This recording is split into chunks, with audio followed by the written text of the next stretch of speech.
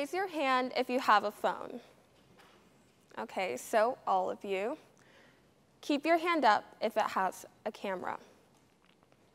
Great. So, did you know that you have the power, well, we have the power, to make a single moment in reality last forever with this? One day, I was looking at pictures of my dog, and I saw how small she used to be. This was when I realized there was more to just a picture than say cheese. There was more to just a picture than smile, snap, and post.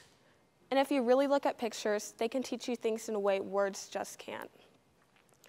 I have started to understand not just how important, but how effective having a visual aid can be. I also have begun to notice how much easier it is for me to make connections to certain topics and events when I have some type of visual representation to make a connection to.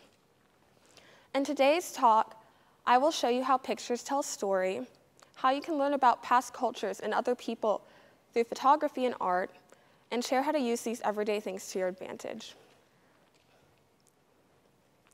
Learning about the past with photography or art isn't a new thing, but most people wouldn't think about it as a way to document life. For example, the Egyptian hieroglyphics. We all know that the Egyptians used hieroglyphics to preserve very important events in their time.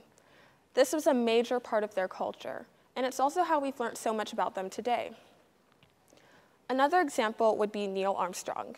He was the first man to walk the moon, and Buzz Aldrin was the second. Buzz took the pictures that we see today, and pictures like these are extremely important because these represent the important and revolutionary event that happened on that day.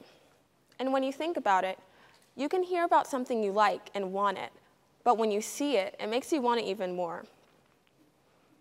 Now, pictures are a great way to learn about something visually.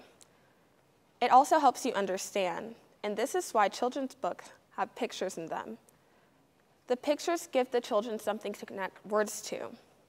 I remember when I was a kid, sometimes I just didn't want to read the words, so I'd look at the pictures, and the pictures would tell the story alone. As they say, a picture's worth 1,000 words, and in most cases, it really is. Now, this kind of got me thinking about how we could learn about people's personalities visually. You could think about it as an autobiography without words. And then I realized we kind of already have something like this, and it's called a portfolio.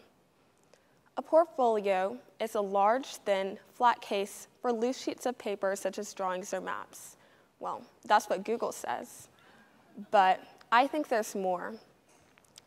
I think that you can use a portfolio as a book to tell a story about your life and about others.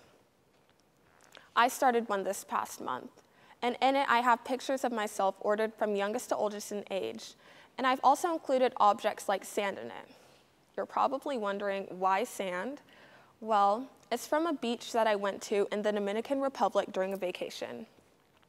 And every time I look through this, my mind plays out the moment in my head, which for me is one of the greatest things ever. Now, one of the main points I wanted to get across today were the various benefits of visual representation. And if you think about it, there are events in history, such as slavery, World War I and II, where the depth of the situation doesn't have the same effect hearing it opposed to seeing it. I remember during my trip to Washington, D.C., we went to an African American museum, and in that museum, there were many pictures on the walls of African Americans being lynched, also known as mob justice. Seeing this gave me a deeper connection and a deeper understanding than anything we've ever discussed in class. It also gave me the feeling I could see their pain. I could see what they were going through. We also went to the Holocaust Museum, and I vividly remember seeing this huge pile of old, worn-out shoes. I was kind of confused because I was wondering what these were doing in a museum. And then I look up and I see the quote. The quote says, "We are the shoes. We are the last witnesses.